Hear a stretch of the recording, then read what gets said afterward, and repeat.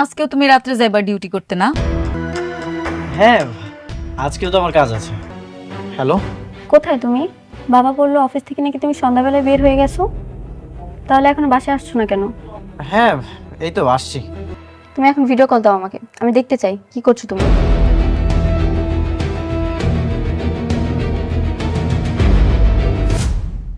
আসসালামু আলাইকুম বন্ধুরা, গরিব ঘরে রাজপুত্র নাটকের 7 নম্বর পর্বটি আপনারা নিশ্চয়ই ইতিমধ্যে দেখে ফেলেছেন। তো আজকের ভিডিওতে আমরা 8 নম্বর পর্বে কি বড় ধামাকা হতে যাচ্ছে তা নিয়ে বিস্তারিত কথা বলবো। তাছাড়া 8 নম্বর পর্বটি কবে এবং কখন আপলোড করা হবে তার সঠিক রিলিজ টাইম জানিয়ে দেওয়া হবে, তাই ভিডিওটি 1 সেকেন্ডও মিস না করে শেষ পর্যন্ত দেখুন। আর আপনি যদি আমাদের চ্যানেলে নতুন দর্শক হয়ে থাকেন তাহলে আমাদের চ্যানেলটি সাবস্ক্রাইব করে আমাদের সাথেই থাকবেন। বন্ধুরা, 7 নম্বর পর্বে আমরা দেখলাম অনিকের এক নতুন রূপ। বৃষ্টির বাবার হাত ধরে অনিক এখন শুধু কোটিপতিই নয়, বরং বিশাল এক সাম্রাজ্যের অধিপতি। একদিকে সে মেঘলা আর তার অসুস্থ বাবার দায়িত্ব নিচ্ছে, অন্যদিকে বৃষ্টির কাছে সে তার পুরনো রাজকীয় পরিচয় বজায় রাখছে। মেঘলা যখন টাকার অভাবে ওষুধ চুরি করতে গিয়ে ধরা পড়ে, তখন অনিক সেখানে গিয়ে নিজের ক্ষমতা আর প্রতিপত্তি দিয়ে তাকে বাঁচিয়ে আনে। কিন্তু অনিক এখনও মেঘলার কাছে তার এই নতুন পরিচয়ের কথা লুকিয়ে রেখেছে। সে বলছে যে সে একটি বড় কোম্পানিতে চাকরি করছে, যার কারণে তাকে রাতেও ডিউটি করতে হয়, অথচ এই সময়টা সে আসলে বৃষ্টির সাথে কাটাচ্ছে।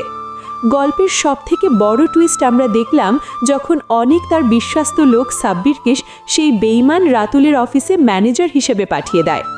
অনিকের পরিকল্পনা খুব পরিষ্কার, সে সাব্বিরের মাধ্যমে রাতুলের সব গোপন খবর নিয়ে তাকে তিলে তিলে শেষ করে দিতে চায়। কিন্তু আগামী 8 নম্বর পর্বে আসতে চলেছে এক বিশাল ঝড়।